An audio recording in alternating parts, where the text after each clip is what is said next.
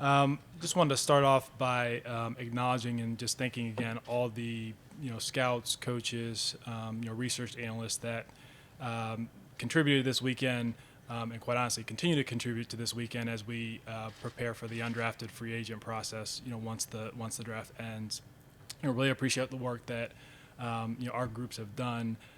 We always view this weekend as a chance to add young talent to the roster. We're certainly excited about the individuals that we've added over the course of 3 days. We're also very happy about the additional draft resources both this year and next year that we were able to accumulate over the course of the weekend.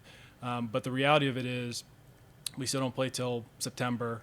There's still work to do on the roster. We'll take after we go through the undrafted free agent process, we'll take a quick breather and then really get right back on the saddle. Because there are still areas that we can fortify and add competition before camp, and that'll really be our mindset moving forward. So with that, I'll open up for questions. Is running here or biking? Probably running. Did you check all the boxes you wanted to, Andrew? You said there's still a work in progress and other things you want to do, but did you get done what you wanted to? Yeah, I would tell you, Tom, I've probably never been a part of a draft where you literally accomplish everything that you want. There are always, whether it's opportunities or players or some other facet that either doesn't go your way or maybe it's a bit ambitious. So we're really pleased with how we're coming out of the weekend, but the reality is no roster is perfect. Our roster isn't perfect, and we're going to continue to look for opportunities to improve it. Well, we haven't had a chance to talk to you since you guys acquired Deshaun. So can you kind of just walk us through what your role was in all of that process? Certainly with the senior leadership team, throughout. I wasn't. I didn't go meet him, along with ownership and AB and Kevin, but sort of in all the meetings throughout all the months and. Certainly a part of all those conversations. Andrew and Kevin, you already had crowded rooms at cornerback, running back, and center. I know you're always looking to add competition, but how are you going to keep all these guys? Look, having competition it's a good problem to have, and I think oftentimes, your needs or area of strengths today aren't necessarily the same as tomorrow. We want to go into camp with as deep of a team as possible, whether it's, for injury or other opportunities that may arise. But we would view that as a good problem to have. Did you get the sense that if you didn't take Cade York with that fourth round pick, that he'd be gone by the time he came up again? Yeah, we certainly thought that was a possibility. You saw that little specialist run in the fourth round. When kicker, and I think it was either 2 or 3 punters that went off. Shortly afterwards. Realized that's a little high for where kickers typically go. But we do think that he's an excellent prospect and has a chance to be a good kicker for a long time. Have you considered how he changes strategy with that kind of a leg? Yeah, I think you take all that into account, Tom, and I want to give Cade a chance to get on campus here and get to work with the coaches and those type of things. But obviously, when you're making in-game decisions, you're taking everything into account. Andrew, when you make that trade last night, are you thinking 124 for Cade? Not necessarily. We had a number of prospects that were in the mix, in that fourth round range, and even as we just reshuffled the board, overnight. We had a number of individuals that we felt comfortable in that range, and we just tried to sequence it as best possible to get as many as possible in the next 2 rounds. You, even just in watching some of Winfrey's highlights and watching the Senior Bowl, were you pretty surprised that you were able to get him where you did, considering some people had second-round grades on him? Yeah, we did think that he went, later than what we would have assumed. We were happy that he was there. We think he's a really good fit, in our scheme as a upfield gap shooting 3-tech, and obviously he's as low energy as they come, right? So we're excited to get him here. Do you see Martin as a slot guy, or do you see Greg Newsom kind of being your number one slot guy after the trade of Troy Hill? Yeah, we have to work through all of that. I think it'd be unfair to say yet, but we really value versatility among the defensive backs, so we want to work multiple guys in there. You mentioned Greg. Greg has done it in game, So I think with Martin, get him on campus again, work with him, see what he's capable of. But we really want all those guys to feel comfortable playing in there. You make that trade, or when you make the pick last night, do you know that you're going to trade Troy today? No, that wasn't set in stone. Kevin, you got 3 new guys on the defensive line. Did you identify that as an area that really needed to be improved after last season? I think Andrew and the crew did a great job. Jeff, just making sure that we made picks at each spot that made sense based on the board and where the value lied. So it happened that it was 3 defensive linemen, like you mentioned, but those are 3 guys that we like, 3 guys that we think fit our scheme, fit what we're about. So it just happened to shake out that way. But you're always excited to add young guys to the mix, young guys to the room, add competition to all these spots. Andrew, you have a lot of ends right now. Is Clowney still in the picture? We will continue to keep our thumb on the pulse of all the veteran markets. I wouldn't comment on a specific player, but we think highly of JD, and like I said, we'll take our breath tomorrow, and we'll be back at it with roster building next week. The way that things worked out from the trade down from number 44, in the end, were you really happy with the way that it turned out? Yeah, we were pleased in terms of how we navigated the board. Especially, particularly those extra 4th round picks that you ended up with. It did, Mary Kay. It did give us a little bit more flexibility, whether it was selecting players in the middle rounds or, even moving some picks around into next year. So, that was all helpful. At which point did you become committed to seeking the best kicker in the draft? Was it watching the playoffs? Was it after your season or during the draft process? Honestly, Tony, kicker has been a spot that we've monitored for several drafts. Like having a specialist on a rookie deal, a young high potential specialist on a rookie deal, is something that's valuable and important to us.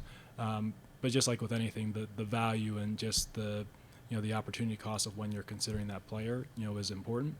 So I wouldn't say it's something that was new in terms of our thing. I think we all know in this room how difficult it is to kick, here in Cleveland. So Cade, we certainly think has the raw talent to do so. 3 Oklahoma Sooners, which is somewhat unique to take 3 players from one program. I guess who's the Oklahoma fan in the front office and just who's responsible for that? Yeah, someone mentioned to me it was coming down. I don't even think it necessarily even hit my brain at that time. It just happens to be an interesting coincidence. You've got a loaded running back room. What sets Ford apart? I'm sorry, I didn't quite hear you, Marla. Ford apart, you have so many running backs. What's special about him? Yeah, we really think Jerome has a well-rounded game. A bigger guy who can really run. I actually think one of the areas in his games that's probably a little bit understated is just his ability in the passing game, particularly as a receiver. So he's a guy that we think can generate explosive plays for us. But we're looking forward to seeing him get with the coaching staff and seeing what he can do.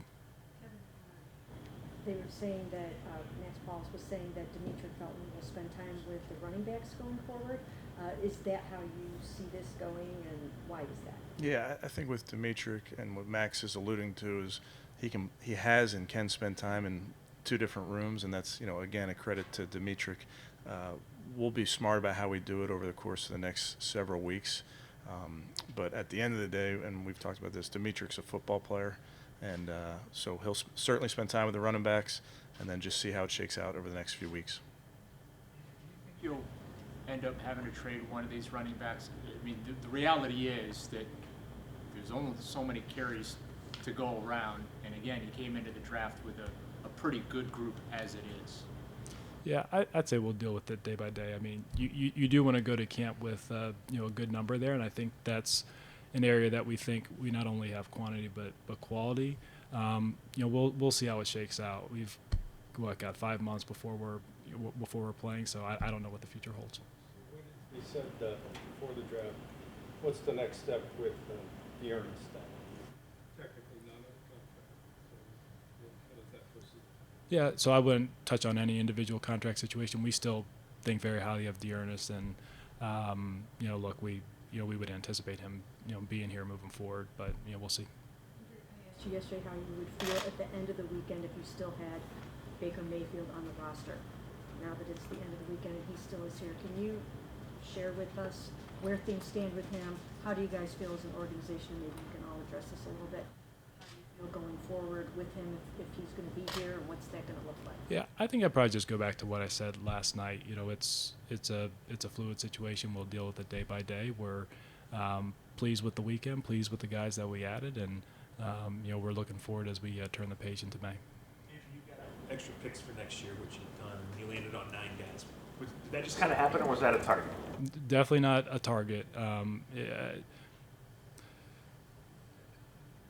We really do try and take advantage of the opportunities as they present themselves to us. I mentioned here multiple times that you know, we're flexible either way, moving up, moving down, but you know, volume is important to us. You know, combined with quality. So it's not like we went into the weekend saying, "Hey, look, this is the number of players that we want to pick."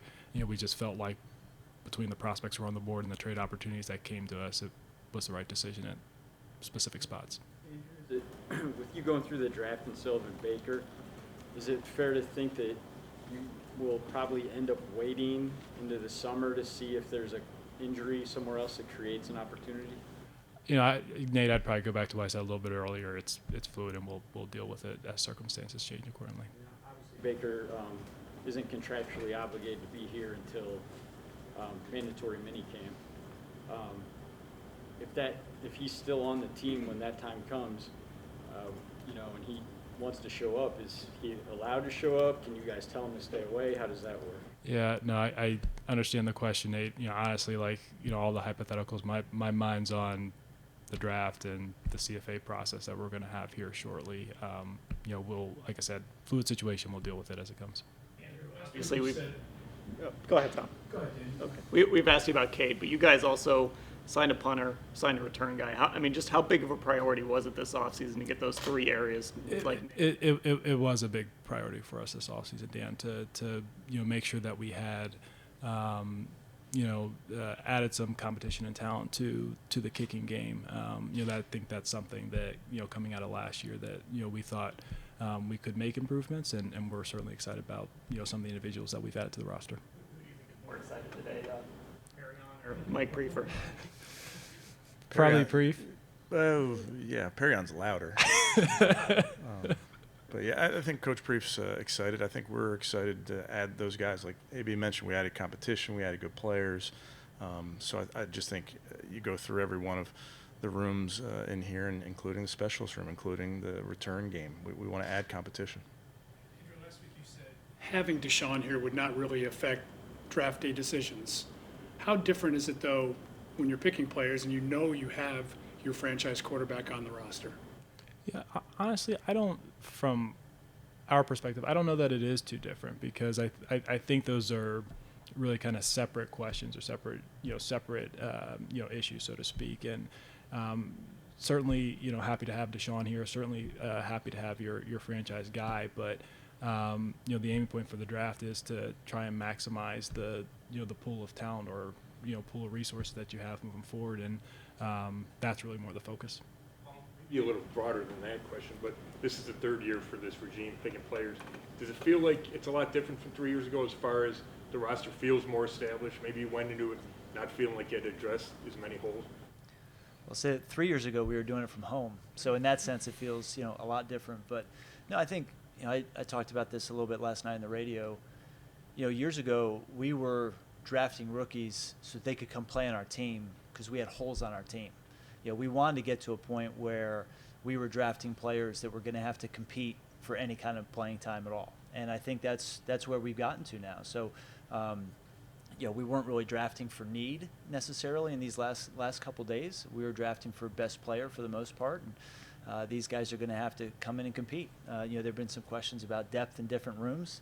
Hey, those are first world problems, right? That's what we wanted to try to create. It's what we've been trying to create for years. So in that sense, yeah, it feels different than it did once upon a time. But I think we've felt that building over the last couple of years. Can you speak to the receiver room a little bit? Deshaun right now has, you know, one real proven veteran in Amari, and then, you know, some younger guys and guys that, you know, need to develop a little bit. How do you feel about, what Deshaun has to work with?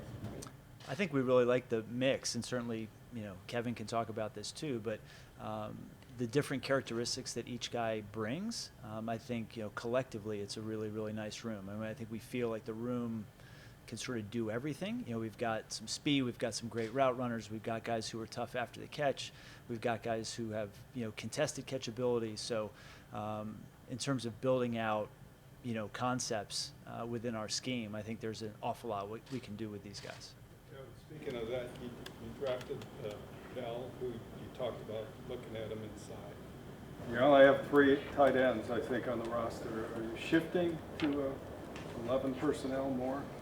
Yeah, I think we got to get through the next few weeks, Tony, get through training camp until you really figure out where you're going to go come September. But that's our job to adapt to the roster, so to speak. So we want to put our best players on the field, and by September, I think we'll know who those guys are. But I think it's early to say anything definitively. Do you think, Kevin, maybe you can answer this too, Andrew, do you have enough depth behind Jedrick Wills and Jack Conklin at tackle? It seemed there was some issues when Jack got hurt last year. We feel good about the guys we have on our roster, Jeff. I think we got guys that work really, really hard. I think it's a good group. Again, this is a big off-season for our players. This is a big time to take a step for some young guys, for some older guys even, to get better through these spring OTAs, minicamp, if you will. So we feel good about the roster where it is. Anthony Schwartz has been a little bit, I don't want to say forgotten, but he, fell behind, I think, a little bit from some injuries and concussion last year. Do you have, kind of high hopes for him in 2022, especially working with Deshaun, and what have you kind of seen from him since the end of Yeah, I do, Mary Kay. He's not forgotten by me or us. Yeah, we're counting on him having a big year. We're excited about his development. He's a kid that he knows he wants to work. He's here. He's working hard with Deshaun. Paul mentioned, just the different skill sets that we have in that room. So we're excited about what Anthony brings to the table. The volume of trades over this weekend, obviously you guys made the big one going into the draft. Just from your perspective, have you seen a little bit of is there a seismic shift in the NFL now when it comes to the strategic planning with all these trades, and just, again, from your perspective as well, the willingness to give up draft assets for established, proven players, and how that fits into your, I guess, team building pictures you work with Andrew in the front office? Sure. I don't have, I don't know the history in terms of exactly what it looks like today, volume of transactions versus what it was 2 years ago or 10 years ago. A team like New England has always been, very active, so it's not as though we suddenly have a lot of activity that we didn't have previously. But I do think teams are sometimes they're in different cycles, right, in terms of, and that impacts their willingness to either trade up or trade down. I also think teams are doing a great job just in general of scouting players. We, just this last weekend, AB can comment on this if he wants, he was pretty efficient in terms of the way players were drafted. I would say 5-6 years ago, you get past maybe the first 50 picks and it just goes in lots of different directions. You're surprised at different guys who get taken in different slots. But this year it was a lot of really good players getting taken in really good slots. Very, very few players were sliding through, to later rounds that would surprise you. So in that sense, I think teams have gotten very good at it, and they're being aggressive when they go see something. Or if they don't have something, they're happy trading back. What we never know when we go into a draft is what kind of opportunities we're going to have in either direction. There have been times where we've wanted to trade up, haven't been able to. We've wanted to trade back, haven't been able to. And there were times where we were ready to take a player and we got an offer we couldn't refuse to move back, right? So we never go into the draft with the idea that we're going to make a certain number of trades, because you just never know what kind of opportunity is going to present itself. Two questions about separate trades. What was you touched on it a little bit earlier, but what was the thinking behind trading Troy Hill to the Rams? And then what was it like to have Kwesi on the other end of a trade? So just with Troy, it just felt like it was a good opportunity for us. It was a position that we felt like we had depth. We thought that the value was appropriate, for us, and really it was just as simple as that. Came together relatively quickly. In terms of Kwesi, that was a fun one. I will be honest. We had a couple discussions. We probably had maybe 3 or 4 separate discussions throughout the weekend about a couple trades. So it was finally nice to actually execute one with him. No, but that was good. In the real possession to pick a 23-year-old. I would say this: age is important, but it's not the only thing. It all factors into it. We're not age purists as everyone may believe. We really do want good football players. Let's say it was a fever dream. All right. Thanks. Thank you all.